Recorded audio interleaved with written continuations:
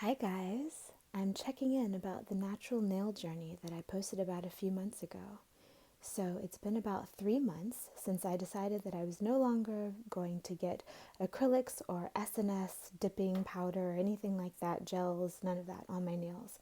After a couple years of getting that done every few weeks, 2 weeks, 3 weeks, which even with cost, it would cost about $100 per visit. So I was doing the math today and realized that in those couple years, I spent probably about $3,000 just having my nails done, which was worth it, I will say, because on the road, every time I looked down at these amazing impenetrable nails that were always perfectly done, it definitely brought my heart joy. It did.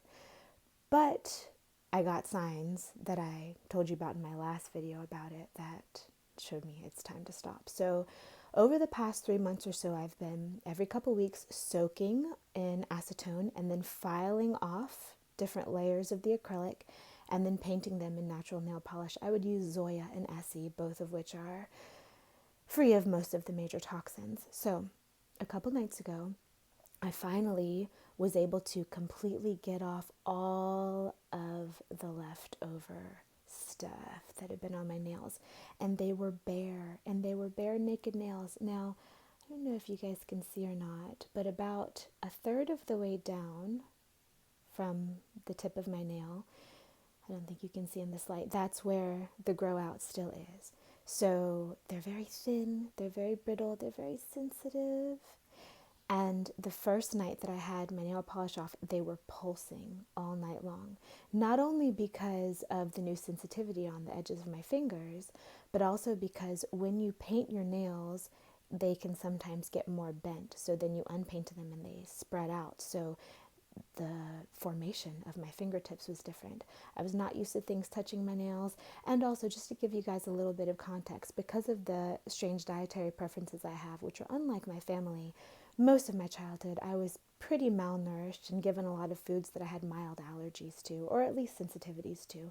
So my nails would peel and split and break and crack all throughout my childhood. In fact, as stress relieving activity, I would peel the top layers off of my fingernails. And as a kid, I thought that was normal. And then as an adult, I started to get them coated and I loved it until it was time to stop. So I've experimented with various different things. And that one night, I had them bare. They were pulsing all night. They were so sensitive. I felt like I couldn't touch anything. I felt like I had no protection.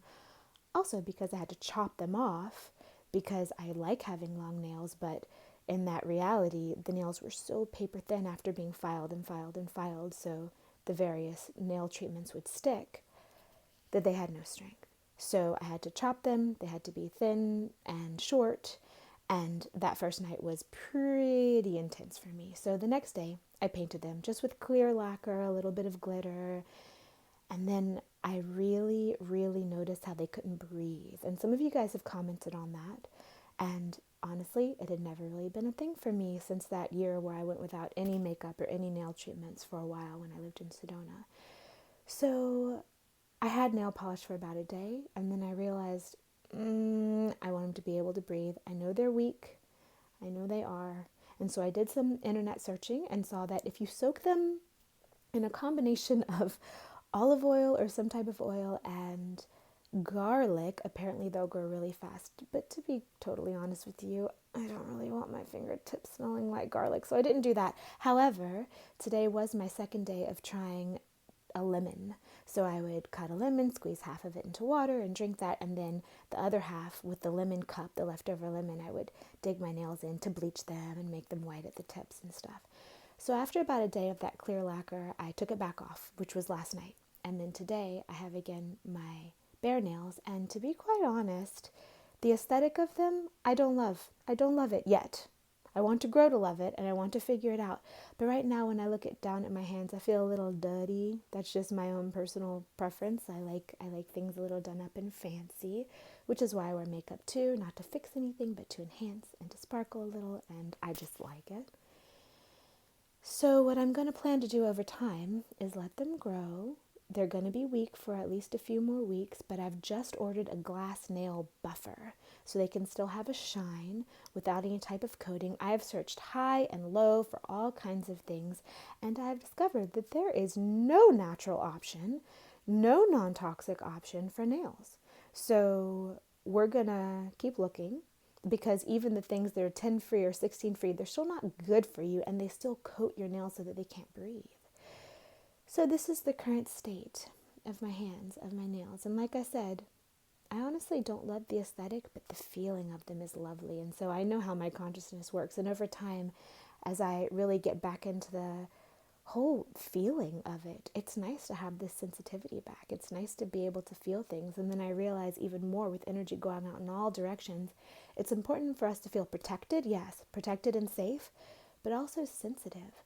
So often when we feel like energy is coming in that we need to brace ourselves against, we protect against it, but then we can't necessarily feel the difference between what's going on in our consciousness and in the consciousness that we're touching.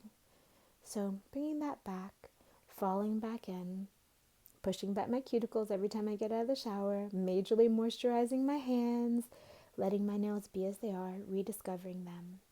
And that's the current state of the journey. So for those of you who have very strong, amazing nails and don't need to wear nail polish to strengthen them, kudos to you. That's not been the case for me, but I'm relearning it now, and I'm trying different treatments, and I'm seeing what works, and I'll let you guys know as I figure it out. Sending you so many blessings, and this took about 3 months to finally get them completely bare after having them acrylic for 2.5 years. So it takes a little bit of time, but it was worth it, and it was lovely along the way. I would just file the acrylics down thinner every time I would, and then paint them, and that was fun. It was fine. But now we're on a new journey, and we're going to see what happens. I definitely feel like I'm in a personality reveal, in a timeline shift. My hair is growing really fast. I've been taking biotin, which is great. Hair is growing really fast. Nails are shifting. Something is changing. I don't quite know what it is yet, but we're going to figure it out. So sending you guys love. Thank you for watching. If you have any tips or opinions or feedback, please leave them in the comments. I would love to see, because this is one of those things that not very many people talk about. There's the fake nail camp, there's the natural nail camp, but the ones in between who still like adornments but still want the natural thing, there aren't all that many of us. So we should band together and stick together and think up some new cool shit, because it does not currently exist, which is very weird because you would think it does, but it doesn't yet. So we're going to figure it out. Sending you guys so much love, and I will keep you posted as things develop more. Let's give you a little Reiki pop too while we're here. Just some energy healing to soothe you, balance you, and align you with your best path forward. Okay. Much love. Bye, you guys.